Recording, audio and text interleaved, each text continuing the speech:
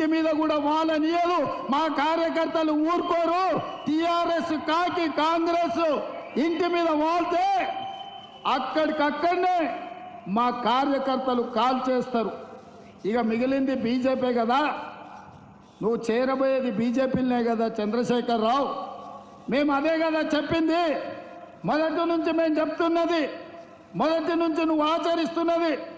2014 నుంచి 2023 వరకు 9.5 సంవత్సరాలు చంద్రశేఖర్ రావు రైతు వ్యతిరేక నల్ల చట్టాలు వచ్చినప్పుడు, నోట్ల రద్దు చేసినప్పుడు, జిఎస్టీ బిల్లును తీసుకొచ్చినప్పుడు, ట్రిపుల్ తలాక్ చట్టాన్ని చేసినప్పుడు, సిటిజన్ అమెండ్మెంట్ యాక్ట్ను పొందుపరిచినప్పుడు, యూనిఫామ్ సివిల్ కోడ్ తెచ్చినప్పుడు, ప్రతి సందర్భంలో ఇక్కడ కారు గుర్తు మీద ఓట్లు వేయించుకొని ఢిల్లీలో కమలం గుర్తుకు తాకట్టు పెట్టిన చరిత్ర చంద్రశేఖర్ రావుది.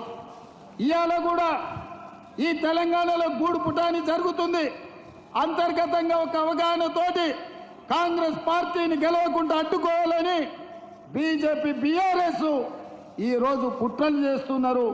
ఈ కుట్రల్ని తిప్పికొట్టాల్సిన బాధ్యత ఖమ్మం మహబూబాబాద్ పార్లమెంట్ నియోజకవర్గ కార్యకర్తల మీద ఉన్నది.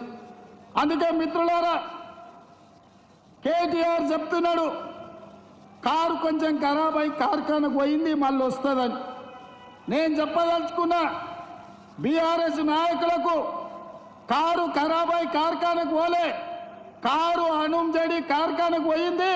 కార్ఖానా నుంచి ఇంకా ఇనుప సామాన్లోనికి, పాత సామాన్లోనికి తూకం కింద, కిలోల కింద తెగ నమ్మాల్సిందే. మళ్ళా కారు రాదు, మీరు ఎన్నికల్లో గెలవరు. నామ నాగేశ్వరరావు గారికి నేను సూచన చేస్తున్నా, చంద్రశేఖర్ రావు మాటలు నమ్మి మోసపోవద్దు.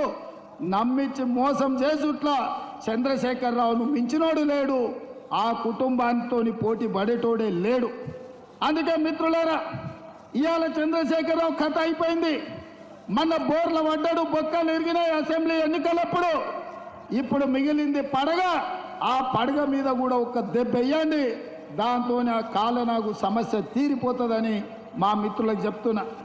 ఇవాళ మిత్రులారా, మా ఖమ్మం జిల్లా నాయకులు మొన్న మధ్యలో కలిసినప్పుడు నేను అడిగిన మా దుర్గా ప్రసాద్ను, మా బ్రహ్మయ్యను, ఏమన్నా అంటే ఏముందన్నా చంద్రశేఖరరావు ఓడించినాం, ఇక మాకు పెద్దగా పనేం లేదని. మా సోదరులు నేను ఒక మాట చెప్తున్నా, డిసెంబర్ 3 తారీఖు నాడు వచ్చిన ఫలితాలు సెమీఫైనల్స్ మాత్రమే. ఆ సెమీఫైనల్స్లో కాంగ్రెస్ టీము బీఆర్ఎస్ టీమును కల్వకుంట్ల చంద్రశేఖరరావును నడుగు ఇరగొట్టిండ్రు. ఇవాళ మే 13 తారీఖు నాడు జరగబోయే ఎన్నికలు ఫైనల్స్. ఆ ఫైనల్స్లో Telangana team versus Gujarat team. ఆ టీంకు నరేంద్ర మోడీ నాయకత్వం వహిస్తే తెలంగాణ టీంకు రాహుల్ గాంధీ గారు నాయకత్వం వహించబోతున్నారు. అందుకే మిత్రులారా, ఇవాళ మా తెలంగాణ 4 కోట్ల టీం మిత్రుల్ని, మెంబర్లని, సభ్యులని నేను అడుగుతున్నా, ఇవాళ గుజరాత్ను ఓడిద్దామా లేదా? గుజరాత్ను ఓడిద్దామా లేదా? గుజరాత్ను ఓడిద్దామా లేదా? మన తెలంగాణను గెలిపించుకుందామా లేదా? ఫైనల్స్లో మనం గెలిచి ఛాంపియన్షిప్ మనం గుంజుకుందామా లేదా? మరి ఫైనల్స్లో మనం గెలవాలి అంటే ఖమ్మం జిల్లాలో, ఖమ్మం పార్లమెంట్లో రఘురామరెడ్డి గెలవాలి. మహబూబాబాద్ పార్లమెంటులో మిత్రుడు మాజీ మంత్రివర్యులు బలరాం నాయక్ గెలవాలి. వాళ్ళు గెలవాలని మేము పైనుంచి కోరుకుంటాం, కానీ గెలిపించేది మాత్రం మీరే మిత్రులారా.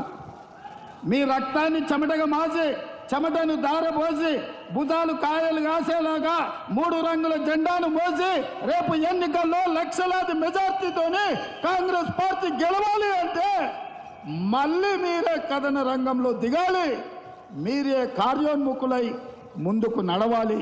అప్పుడే మహబూబాబాద్లో బలరాం నాయక్, ఖమ్మం పార్లమెంటులో రఘురామరెడ్డి గారు లక్షలాది మెజార్టీతో గెలుస్తారని చెప్పి నేను ఈ సందర్భంగా తెలియజేస్తున్న మిత్రులారా. ఇవాళ చంద్రశేఖరరావు అంటున్నాడు కాంగ్రెస్ దిగిపోవాలని. నేను అంటున్న చంద్రశేఖరరావు, నీ మెదడేమన్నా దొబ్బిందా అని. ఎందుకంటే 10 ఏళ్ళు ఈ దేశాన్ని పట్టి పీడించిండు నరేంద్ర మోడీ. 10 ఏళ్ళు ఈ రాష్ట్రాన్ని దోసుకున్నావు నువ్వు. ఈ దేశాన్ని పట్టి పీడించి ఆనాడు సోనియమ్మ తెలంగాణ రాష్ట్రంతో పాటు మీ ఖమ్మం జిల్లాలో బయ్యారంలో ఉక్కు కర్మాగారం ఇచ్చింది, వరంగల్ జిల్లాలో రైల్వే కోచ్ ఫ్యాక్టరీ ఇచ్చింది, రంగారెడ్డి జిల్లాలో ఐటీఐఆర్ కారిడార్ ఇచ్చింది, ఆదిలాబాద్ జిల్లాకు గిరిజన యూనివర్సిటీ ఇచ్చింది, నల్గొండ జిల్లాకు ఐఐటి ఇచ్చింది, మెదక్ జిల్లాకు ఐఐఎం ఇచ్చింది, మహబూబ్ నగర్ జిల్లాకు పాలమూరు రంగారెడ్డి ఎత్తిపోతల ప్రాజెక్టును ఇచ్చింది. వీటన్నిటిని కూడా పడావు పెట్టి పండబెట్టి తెలంగాణకు అన్యాయం చేసింది, తెలంగాణకు ద్రోహం చేసింది భారతీయ జనతా పార్టీ. మరి అట్లాంటి భారతీయ జనతా పార్టీ ఇవాళ ఎన్నికల్లో ఓట్లు అడుగుతున్నది.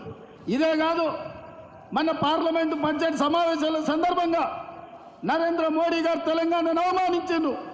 తెలంగాణ రాష్ట్ర ఏర్పాటు ప్రక్రియ తలుపులు మూసి కాంగ్రెస్ చేసింది. సోనియమ్మ తల్లిని చంపి బిడ్డను బతికించింది, తెలంగాణ రాష్ట్రం ఇచ్చిందని. నేను బీజేపీ నాయకులను అడుగుతున్నా, మీకేమైనా సిగ్గుందా మళ్ళీ మా తెలంగాణకు వచ్చి సీట్లు అడగడానికి, ఓట్లు అడగడానికి? తెలంగాణ ఏమి ఇవ్వకపోను ఇవాళ తెలంగాణను అవమానించుకుంటూ మాట్లాడింది. అందుకే మిత్రులారా, ఇవాళ ఈడొకటి ఉన్నది, రగన్నా తీసుకో, అదే కంసేరావు అన్నప్పుడు